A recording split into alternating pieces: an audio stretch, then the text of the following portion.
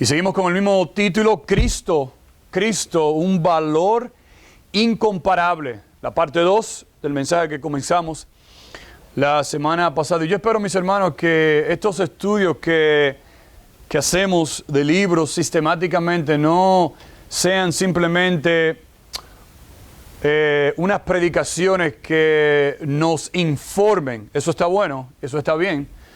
Pero que vayan aún más de simplemente informarnos a nosotros. Que la palabra de Dios cada domingo, usted tome esa información en su corazón y usted le pide al Señor, Señor, número 1, háblame cada domingo, cada vez que tu palabra es expuesta, pero también ayúdame a aplicarla a mi vida. ¿Cómo yo puedo aplicar las verdades que yo aprendo de la palabra de Dios y aplicarlas diariamente? Ese es el diario vivir del cristiano. Nosotros venimos aquí para, como decimos nosotros, surtirnos, ¿verdad? Para nosotros crecer más, para que cuando entonces nosotros salgamos, ¿verdad? Al mundo, por decirlo así, pues nosotros apliquemos las verdades de la palabra de Dios cada día en nuestras vidas. Así que Cristo, un valor incomparable. Vamos a orar y vamos a pedirle al Señor que nos ayude en esta mañana. Señor, te damos gracias y te pedimos una vez más que tu palabra, Señor, habla a nuestros corazones. Señor, que no seamos solamente oidores de ella, pero que seamos, Señor, hacedores de tu palabra. Y que al abrir, Señor, tu palabra en el libro de Filipenses, esta mañana, Señor, que nosotros seamos como el apóstol Pablo, Señor. Que ese deseo que él tenía, Señor, de conocer, de ganar a Cristo, Señor, no solamente era un deseo que él lo decía, Señor, y que él lo compartía y lo predicaba con otros, sino que él mismo vivió ese deseo. Señor, que ese sea también nuestro sentir en esta mañana. Utiliza tu palabra, Señor, que seas tú quien nos hables. En el nombre de Jesús oramos. Amén. Cristo, valor incomparable. Se cuenta la historia en el año 1956, un 8 de enero, donde fueron asesinados 5 misioneros en el Ecuador. Estos 5 hombres habían ido a evangelizar una tribu en el Ecuador llamada Auca, y el significado de esa tribu Auca significaba también salvajes.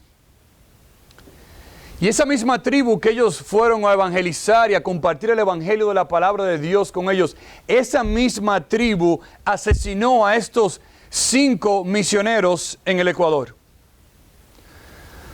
Se cuenta la historia que ellos comenzaron a volar en su avión y comenzaban a enviar y a tirar regalos a esa tribu, ¿verdad? Esperando una respuesta amistosa de ellos.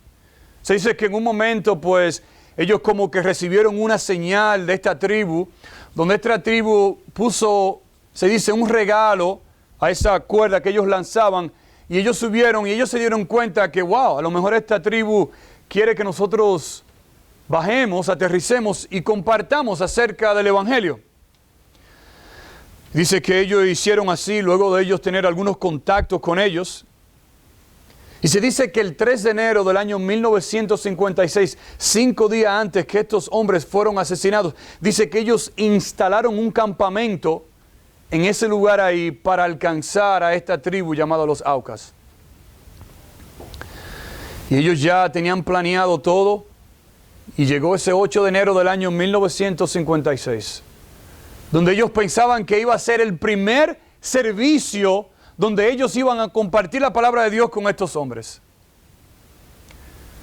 La historia cuenta que en este día, 8 de enero, vino un grupo grande de hombres. Dice que las mujeres se quedaron.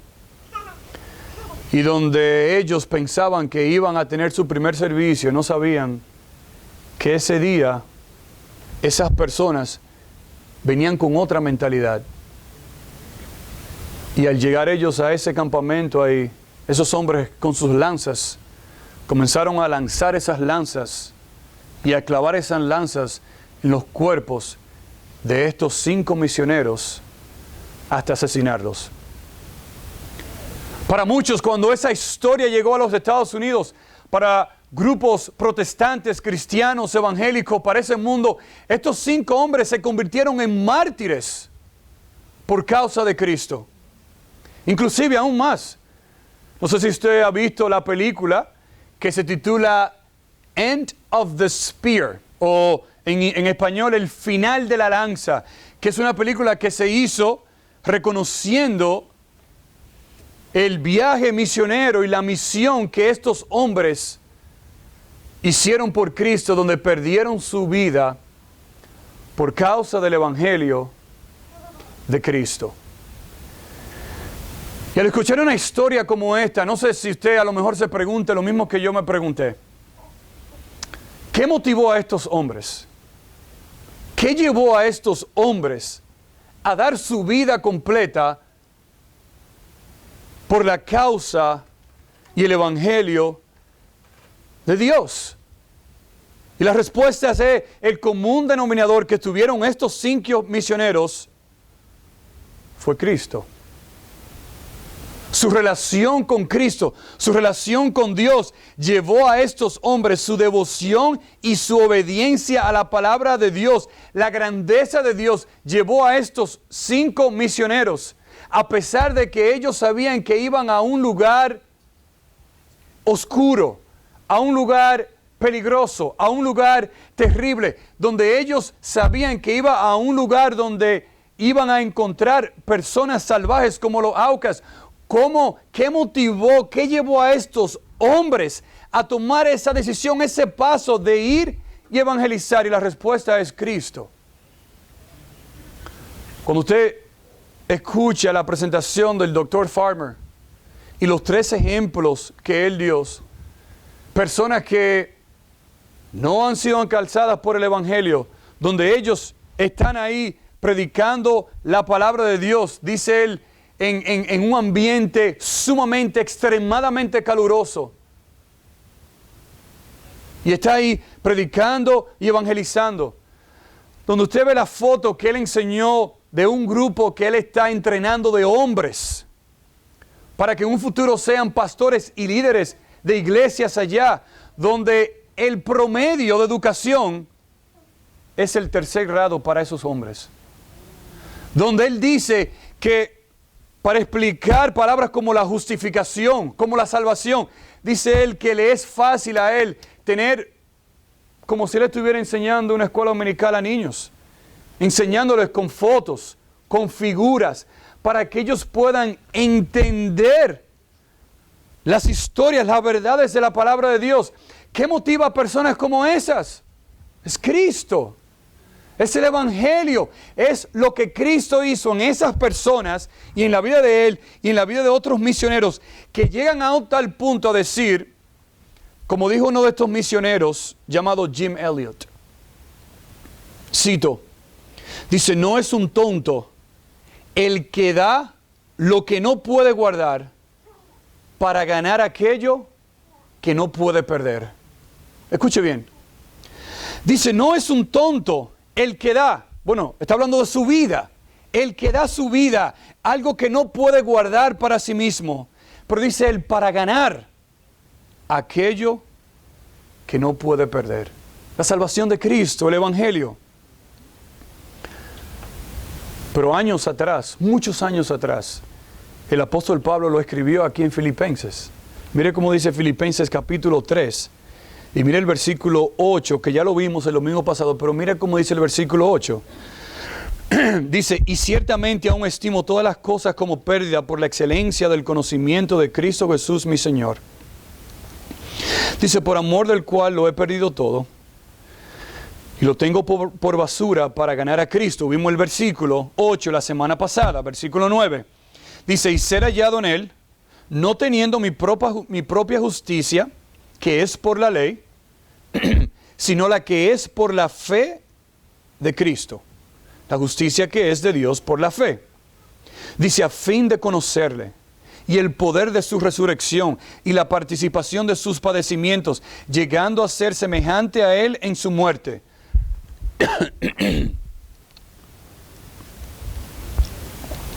Versículo 11. Si en alguna manera llegase a la resurrección de los muertos. Y vimos el domingo pasado y concluimos que el deseo, así como Pablo, el deseo de cada creyente debe ser de conocer a Cristo por encima de todas las cosas.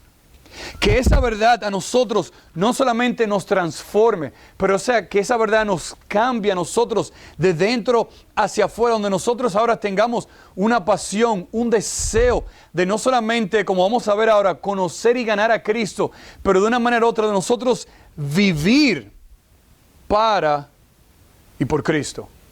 El primer punto que vimos la semana pasada fue que Pablo puso todo a un lado para ganar a Cristo.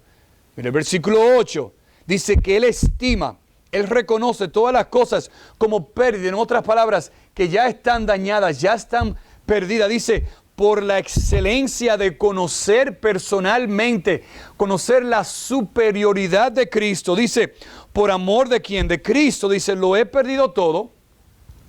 Dice, lo tengo por basura. Recuerde, tenemos esa palabra de estiércol, de desecho, basura, algo que usted ni siquiera quiere tocar. Dice, por no solamente conocer a Cristo, dice, pero para ganar a Cristo.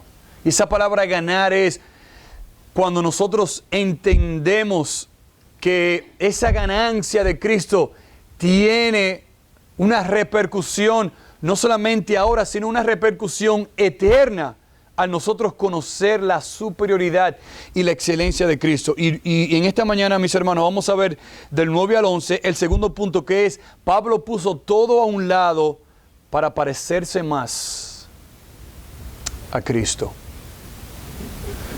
Mire cómo continúa ahí el versículo.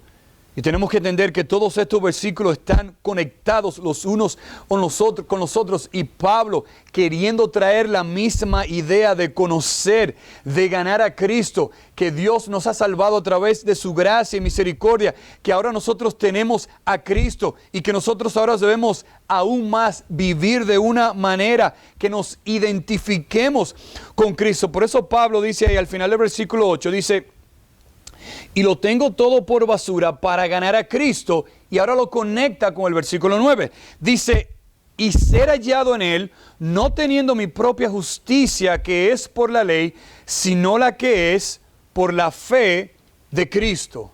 Dice, la justicia que es de Dios por la fe. En otras palabras, lo que Pablo está diciendo ahí, que él desea ser hallado, en otras palabras, encontrarse, conocer y descubrir que él está verdaderamente en Cristo. Esa palabra ahí quiere decir cuando usted reconoce la ubicación de donde usted se encuentra. Esa palabra ahí no quiere decir de una persona que está perdida, que no sabe dónde está. La idea es una persona que sí sabe la ubicación y reconoce y conoce dónde esa persona se encuentra. Y Pablo dice aquí que él no solamente desea ganar a Cristo, pero él desea parecerse más a Cristo, pero él desea ser hallado, encontrarse en Cristo, no por sus propios méritos, sino por los méritos de Cristo. El punto aquí de ser hallado es que para ser encontrado en Cristo en el futuro, usted debe vivir para Cristo ahora. Para usted ser encontrado, escuche bien, en Cristo en el futuro, usted debe asegurarse que usted está hallado y que se encuentra en Cristo.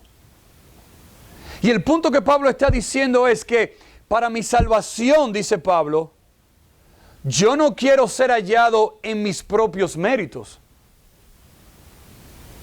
Yo no quiero depender de lo que yo puedo hacer, sino que mi salvación y yo hallarme en Cristo es únicamente encontrado en la justicia de Cristo. Pablo dice ahí, y ser hallado, encontrado en Él, dice, no teniendo mi propia justicia, en otras palabras, no aferrándome, no apoyándome, no considerando, no pensando que yo puedo ser justificado y estar en Cristo por lo que yo pienso que está bien. Dice, no es por mi propia justicia. Esa palabra ahí, justicia, significa rectitud o integridad o su propio pensar. Por eso dice 2 Timoteo 1:9, quien nos salvó y nos llamó con llamamiento santo, no conforme a nuestras obras, sino según el propósito suyo y la gracia que nos fue dada en Cristo Jesús antes de los tiempos de los siglos.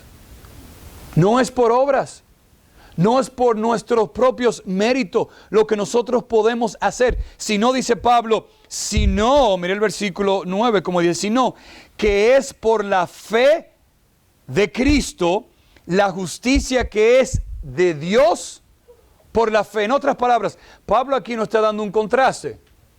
Dice, no es por mis méritos, yo no me encuentro y me hallo en Cristo, mi salvación no depende en los méritos que yo creo, ni en la justicia de los hombres, sino, en otras palabras, el contraste, la contraparte es, si tú vas a encontrarte, si tú vas a ser hallado en Cristo, debes asegurarte que es por medio de la fe en Cristo Jesús, en esa justicia, en esa rectitud que Dios imparte al hombre por medio de la fe en Cristo Jesús. Mire, la ley no declara a nadie justo, solo la fe en Cristo lo hace. Ahora bien, la ley declara a una persona culpable por no cumplir toda la ley. Por eso necesitamos a Cristo. Dios en Cristo es el que hace justo a una persona a creer únicamente en la fe y en lo que Cristo hizo en la cruz para perdón de nuestros pecados. Por eso el mismo apóstol Pablo dijo en 2 Corintios 5:21, dice, al que no conoció pecado, Cristo, Dios, dice, por nosotros lo hizo pecado para que nosotros fuésemos justicia de Dios. ¿En quién? En Cristo. Mire, nadie va a llegar al cielo por sus propios méritos, solo por los méritos de Cristo. Pero mi pregunta es en esta mañana, ¿cuál es la diferencia de ser hallado y de no ser hallado en Cristo? Porque Pablo dice aquí que él desea ser hallado en Cristo, no por sus propios méritos, sino en la justicia de Dios, en la rectitud de Dios, en lo que ya Cristo hizo en la cruz. Entonces, mi pregunta es, ¿qué significa no ser hallado en Cristo? No ser hallado en Cristo, ser hallado en Él, no es que una persona tuvo un sueño y que Cristo se le apareció y le dijo, eso no es ser hallado en Cristo. Ser hallado en Él no es, bueno, yo tuve un accidente un día, pasé por una cosa grandísima y un ángel se me apareció y me dijo algo. Ser hallado en Cristo no es, mira, yo voy a la iglesia todos los días y yo un domingo tuve una experiencia tan hermosa en la iglesia que salí transformado. Ser hallado en Cristo no es, yo fui a la iglesia y el pastor me tocó y yo sentí como un calambre en mi cuerpo y yo fui salvo ese día. Ser hallado en Cristo no es, bueno, Dios me dijo que diera todo mi dinero a la iglesia y que Dios me lo iba a multiplicar la semana que viene. Eso no es salvación, eso no es ser hallado en Cristo. Ahora, si usted quiere dar todo su dinero a la iglesia, nosotros lo cogemos, pero no se lo vamos a devolver. Ser hallado en Cristo no es siempre ir a la iglesia, dar dinero, buenas obras, ayudar a otros, todo eso está bien. Mi hermano, el punto no es que al morir no es a qué iglesia usted asistió, sino a dónde vas cuando mueras. Porque hay dos lugares, o el cielo o el infierno. Pero ser hallado en Cristo, ser hallado en Él, significa que hubo un momento en nuestras vidas que nosotros reconocimos y admitimos que éramos pecadores y creímos en fe en el sacrificio que Cristo hizo en la cruz del Calvario. Y por la gracia de Dios, nosotros depositamos toda nuestra confianza y toda nuestra vida únicamente en Cristo Jesús. Y usted recuerda ese momento en su vida. Eso es ser hallado en Cristo. Ser hallado en Cristo es conocer y saber que hubo un día en su vida que usted reconoció que era pecadora, que era pecador, que necesitaba lo que Cristo hizo en la cruz del Calvario. Usted reconoció que era pecador o pecador por la gracia de Dios. Y Dios en su gracia abrió sus ojos y usted creyó en el Evangelio de Cristo. Eso es ser hallado en Cristo. Ahí no hablamos nada de justicia de hombre, ni de tradiciones de hombre, ni de iglesia. Es por la pura gracia de Dios. Y Pablo quiere que los hermanos allá en Filipo entendieran eso. Y Pablo quiere que nosotros entendamos esa gran verdad en esta mañana. Que si usted es creyente en esta mañana, usted está en Cristo por la gracia y la misericordia de Dios. Y eso, mis hermanos, debe llevarlo a usted a reconocer la misericordia de Dios, la justicia de Dios, que nosotros ahora somos justos delante de Dios, que una vez éramos enemigos de Dios y que por la gracia de Dios ahora nosotros somos justos, somos justificados, hemos sido lavados por la sangre de Cristo. Y con más razón Pablo continúa y dice en el versículo 10, a fin de conocerle. Luego que Pablo entendió esa verdad teológica de estar en Cristo, de ser creyente, de ser salvo por la gracia y la justicia de Dios, Pablo dice ahora, wow, es que no me queda nada más que seguir escribiendo y decir, a fin de conocerle ¿a quién? A Cristo, a ese a quien Él se encuentra en Él, a ese que cuando Pablo ve su ubicación, por decirlo así, espiritual, él dice, wow, pero es que todo debe ser Cristo, porque Él lo hizo todo por mí, y ahora yo debo darme a Él. Y dice, a fin de conocerle. Es la misma palabra que Pablo utiliza en el versículo 8. La excelencia del conocimiento ¿de quién? De Cristo, de aprender de Él, de conocerle a Él personalmente. No es simplemente nosotros saber de Cristo. Es que esa pasión de Cristo debe llevarme a mí, debe motivarme a mí a conocer más de Cristo. ¿Y cómo nosotros conocemos más de Cristo? A través de su palabra. A través de su palabra. Escuche lo que dijo el gran predicador Charles Spurgeon acerca del versículo en Éxodo 16:21 que dice, hablando del pueblo de Dios, cuando recogían el maná cada mañana, dice él, y los recogían cada mañana, dice, cada uno según lo que había de comer. Y luego que el sol calentaba, se derretía el maná. Pero el punto es que ellos cada mañana recogían un maná nuevo, fresco, dice él. Cito, trabaja para mantener un sentido de dependencia en la voluntad del Señor y placer para el continuo disfrute de sus riquezas. Dice, nunca trates de vivir en el maná viejo.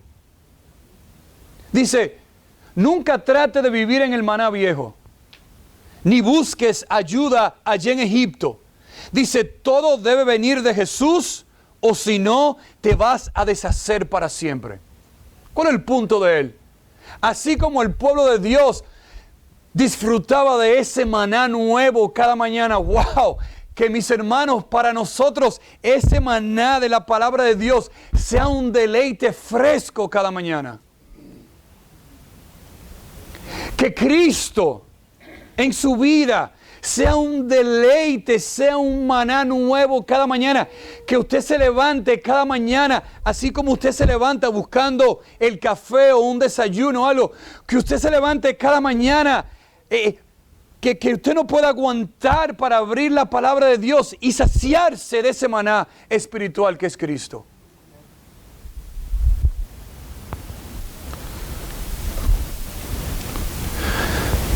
A fin de conocerle. Pero aún más, dice el apóstol Pablo, dice, y el poder de su resurrección. En otras palabras, esa fuerza, ese poder que resucitó a Cristo de los muertos, que nosotros experimentemos ese mismo poder en nuestras vidas. Esa palabra poder es la palabra en el griego dynamis, que significa que dinamita. Esa dinamita, ese poder, esa explosión, si podemos decirlo así, que resucitó a Cristo de entre los muertos, que nosotros experimentemos ese poder. Estaba leyendo en este fin de semana la historia de Lázaro, donde Cristo escucha que Lázaro estaba enfermo, muere. Cristo dice, en 2 días vamos. Y si usted hace los cálculos, el texto dice que llegó en 4 días, o sea que le tomó 2 días para llegar. Y allí está Marta y María y dice que no dejaron a Cristo ni siquiera entrar a la aldea. Y corrió una de ellas y dijo, Señor Cristo, si tú hubieras estado aquí, mi hermano no hubiera muerto. Pero en los versículos anteriores, antes de Cristo llegar a la aldea, Él dice que esa muerte de Lázaro iba a ser ¿para qué? Para la gloria de Dios, para mostrar el poder de Dios, levantando a los muertos. Cristo dice que retiren la piedra. Yo me puse a pensar en esa escena. Poder para levantar a un muerto y dar vida a esos órganos y a esas piernas para poder salir como salió Lázaro. Y dice, desátenlo. Y versículos anteriores, Marta, María y Lázaro conversando con Cristo. ¿Cómo? Es el poder resucitador de Dios, de Cristo. Y sabemos que Lázaro murió de nuevo y está en el cielo con Dios. Pero Cristo, el único que ha resucitado y está vivo y vivirá por los siglos de los siglos. Y Pablo dice aquí, no solamente conocerle a Él, pero también conocer el poder, esa dinamita que está en Dios. Que no solamente está en Dios y que no solamente resucitó a Cristo de los muertos, porque dice Romanos 8:11, pero si Cristo está en vosotros, el cuerpo en verdad está muerto a causa del pecado, mas el Espíritu vive a causa de la justicia. Dice el versículo 11, y si el Espíritu de aquel que levantó de los muertos a Jesús, dice, mora en vosotros, el que levantó de los muertos a Cristo Jesús, dice, vivificará también vuestros cuerpos mortales por su Espíritu, ¿que qué? Dice que mora en vosotros. Usted sabe que nosotros podemos vivir la vida cristiana. La vivimos por y en el poder resucitador de Cristo. Por el Espíritu Santo que mora en nosotros. Y Pablo quiere que nosotros experimentemos y que nosotros nos deleitemos en ese poder que resucitó a Cristo de los muertos, que está en nosotros a través de su Espíritu para nosotros seguir conociendo a Cristo, seguir amando a Cristo, seguir sirviendo a Cristo, seguir conociendo a Cristo, seguir viviendo la vida que Pablo nos ha venido diciendo, donde él puede decir, para mí todo es como pérdida por la excelencia del conocimiento de Cristo. Y usted tiene ese poder si es creyente. Si usted es creyente esta mañana, usted puede ser bendecido y puede vivir para Cristo y en Cristo a través de ese poder, pero más aún, dice, no solamente a conocerle y el poder de su resurrección, dice, y la participación, dice, de sus padecimientos. Esa palabra ahí, participación, es la palabra en el griego que usted ha escuchado, koinonía. Es la palabra comunión. Tener parte, participar. Como cuando usted va a un tiempo de comunión con sus familias o sus amigos o hermanos de la iglesia. Un tiempo informal donde usted se relaciona con su hermano, usted comparte, usted escucha historias, usted se sienta con un café o un juguito, una empanada, una galletita, y usted comienza a conversar ahí. Y usted escucha, ¿verdad? A lo mejor historias de esa persona. Eso es comunión. Usted no solamente comparte, pero usted escucha, usted se une a lo que esa persona está diciendo. Y usted como que se compenetra un poco, ¿verdad? Y usted sale de ese lugar y usted dice, wow, pero yo salí bendecido y refrescado por la comunión. Esa es la palabra aquí. Ahora, ponga eso en perspectiva ahora. Esa comunión que yo acabo de explicar, dice el apóstol Pablo, de esa manera debe usted relacionarse a los padecimientos y a los sufrimientos de Cristo. ¿Cómo sufrió Cristo por nosotros? Lo dio todo. Su vida por nosotros. Fue maltratado, escupido, abofeteado. Le pusieron una corona de espinas. No una espina, no una espinita de esa que usted... No. Espina. Fue crucificado por ti y por mí. Y Pablo dice que en esos sufrimientos nosotros tengamos coinonía. Pablo es un ejemplo de él. Usted puede leer el libro de Hechos y usted escucha de los viajes misioneros de Pablo y de sus sufrimientos, a tal punto que él pensó que hasta iba, bueno, ya perdí mi vida aquí en esto, por causa de Cristo. Y Pablo llega aún más y dice, el versículo 10 dice, llegando a ser semejante a él, ¿en qué? En su muerte. Esa palabra ahí, semejante, quiere decir tener el mismo aspecto, volverse como él, conformarse a él en su muerte, transformarse a él. En otras palabras, dice aún más, cambiarse.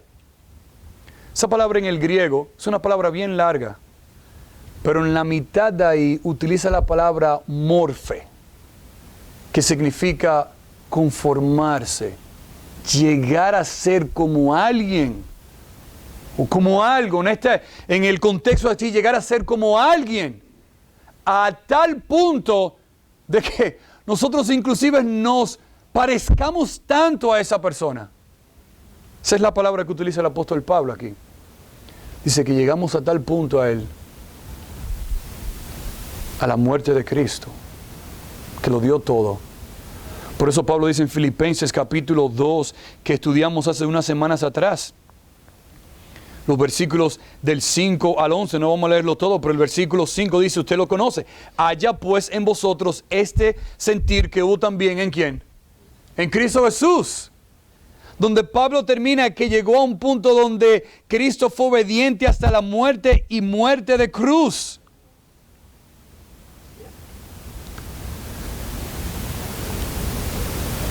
Que nosotros nos parezcamos a Cristo en ese sentido. ¿Está dispuesto usted a darlo todo por Cristo? A llegar a tal punto que no es simplemente conocer a Cristo, pero es una progresión. Es que yo conozco a Cristo para yo imitar a Cristo.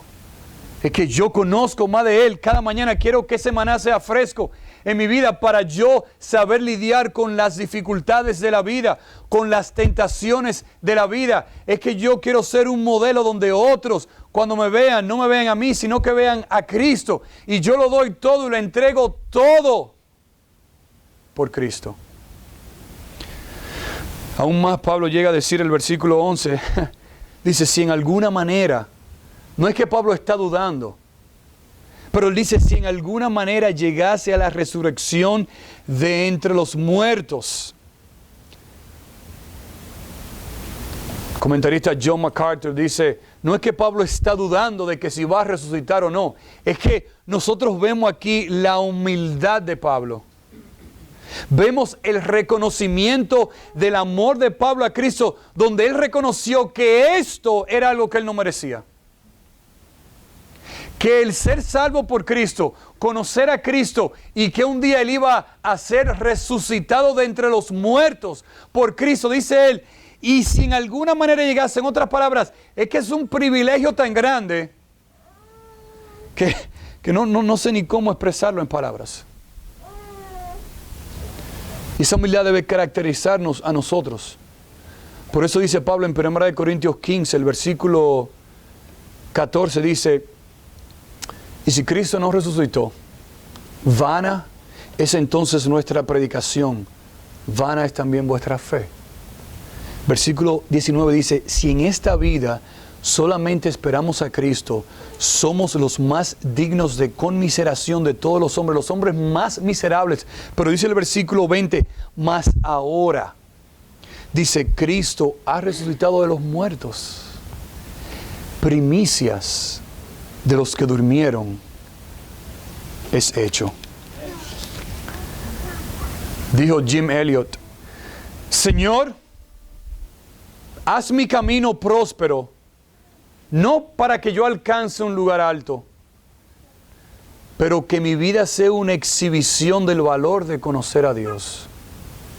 Aún más, dice él, yo no busco una vida larga, pero una llena como tú, Señor Jesús. Mis hermanos, si hay algo que nosotros debemos estar agradecidos siempre, es que por Cristo nosotros gozamos de salvación y vida eterna. Si hay algo por lo que nosotros debemos estar gozosos y firmes, y es que si usted es creyente, usted está encontrado, usted está en Cristo por los méritos de Él, y nosotros gozamos de la libertad suprema en Cristo, donde nosotros ahora somos justificados por la sangre de Cristo, donde nosotros a través de la salvación, usted tiene una unión con Cristo. Usted está unido a Cristo. Esa es la base de su salvación. Y esa es la base de su resurrección. Esa es la base de su glorificación. Que nosotros estamos unidos a Cristo como creyentes.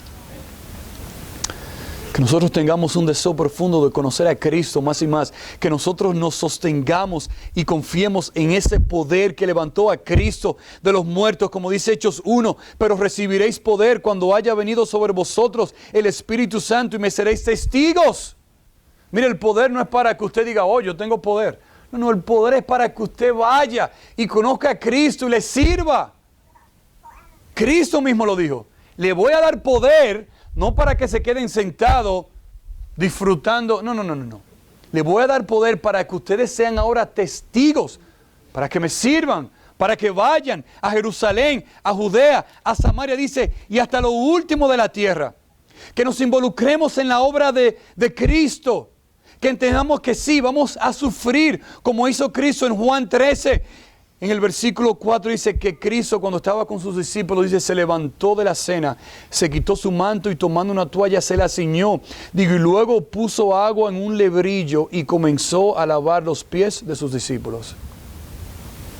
Eso es identificarse con la vida de Cristo, con los sufrimientos de Cristo. Que usted vaya y usted lave los pies de los demás. A nadie le gusta aquí tocar unos pies, ¿verdad?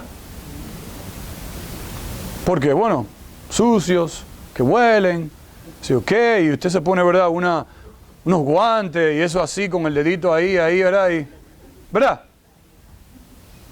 Pero mire, Cristo lo hizo a los discípulos. ¿Y para qué fue ese ejemplo? Para que nosotros, wow, eso fue magnífico. Qué tremendo ejemplo. Wow, más para que Cristo, No. Él hizo ese ejemplo para que nosotros lo imitemos a Él. Y lo hagamos también. Con el punto de nosotros llegar a ser como Él. Mire, el mundo dice, vives para ti, para tus deseos, para lo que quieras. Cristo nos dice, Pablo nos está diciendo aquí, vives para mí, para Cristo, para honrarlo y para glorificar tu nombre. Y la pregunta en esta mañana, mis hermanos, ¿qué vas a hacer? Si no conoces a Cristo en esta mañana, si tú sabes que no te encuentras en Cristo en esta mañana, que tu ubicación no está en Cristo, yo te ruego que no salgas de aquí sin tú saber tu ubicación espiritual. Que tú clames a Dios en misericordia, en gracia, para que Dios abra tus ojos y te salve. Pero si lo conoces en esta mañana, mi hermano y mi hermana que estás aquí, que tu vida se caracterice por ganar a Cristo y poner todo a un lado para parecerte más a Cristo. Conocerle, conocer su poder, participar en sus sufrimientos, sabiendo con toda humildad que un día vamos a estar con Cristo para siempre, por la eternidad. Y eso debe de nosotros traernos gozo de que nosotros estamos hallados, encontrados, que nuestro lugar, nuestra ubicación espiritual está en Cristo, no por nuestros méritos, pero por los méritos de Cristo. La historia de estos 5 misioneros, Jim Elliot, Nate Saint, Ed McCauley, Peter Fleming y Roger Juderian, impactó la vida a un nivel mundial. Donde no solamente impactó la vida a un nivel mundial, que hasta se hizo una película de estos hombres, de estos mártires de Cristo. Pero se dice que años atrás impactó tanto la vida, no solamente en la familia de ellos, sino en las vidas de esos hombres salvajes, que la viuda de Jim Elliot, Elizabeth, y la hermana de Nate Saint, Raquel, regresaron a Ecuador como parte de un instituto lingüístico de verano, donde dice que ellos fueron a ese mismo lugar y donde muchos escucharon el Evangelio de Cristo. Inclusive algunos de los que mataron a esos 5 misioneros conocieron a Cristo como su Salvador personal. Se dice que después que Raquel murió, la esposa de Jimmy Elliot, en el 1994, dice que el sobrino Steve, el sobrino de Nate, dice que continuó con la misión. ¡Wow! 5 misioneros van al Ecuador, fueron asesinados por causa de Cristo. Años más tarde, la esposa y un familiar van allá, comparten el Evangelio. Estos mismos hombres que eran salvajes fueron transformados por la gracia de Dios y dieron testimonio. Y hasta un sobrino continúa impactando ese lugar. Lo que ellos no se imaginaron, estos 5 misioneros, el impacto que ellos dejaron por estimar todas las cosas como pérdida para ganar a Cristo, para que otros conocieran a Cristo. Por eso no es un tonto, no es un tonto el que da eso que no puede guardar, por más que quiera, para ganar aquello que no puede perder, y es la salvación. Que eso nos ayude a nosotros, mis hermanos, y nos lleve a entender ese valor incomparable que tiene Cristo, y que nosotros cada día tengamos un deseo de conocer a Cristo por encima de todas las cosas. Señor, te damos gracias. Ayúdanos, Señor, en este día. Señor, no son nuestros méritos, son los tuyos, Señor. Tus méritos, tu gracia, tu misericordia. Que, Señor, nosotros podemos decir como Pablo, y ser hallado en Él. ¡Wow! ¡Qué frase tan poderosa! Y ser hallado en Él. ¡Qué verdad es tan grande! que nos lleven, Señor, a nosotros a conocerte a ti, Señor, a amarte a ti, a servirte a ti, a experimentar, Señor, en el servicio tuyo, Señor, el poder de tu resurrección, los padecimientos de tu sufrimiento, Señor, sabiendo que un día vamos a estar contigo por la eternidad. Y, Señor, y todas estas cosas temporales son como nada, con tal, Señor, de que nosotros conozcamos la superioridad y la grandeza de quien tú eres. Señor, que vivamos de esa manera. Sí, Señor. Que vivamos de esa manera. Señor, que tu palabra encuentre cabida en nuestros corazones esta mañana. Y que, Señor, en esta semana tú nos dé oportunidad de practicar las verdades tuyas, Señor, en el mundo donde nosotros nos desarrollemos. Gracias, Señor, por tu palabra una vez más. Continúa, Señor, trabajando, moldeándonos nuestras vidas, Señor, para parecernos más y más a ti, Señor. Te alabamos y te bendecimos. En el nombre de Jesús oramos. Amén. Bien, mis hermanos, el próximo domingo continuamos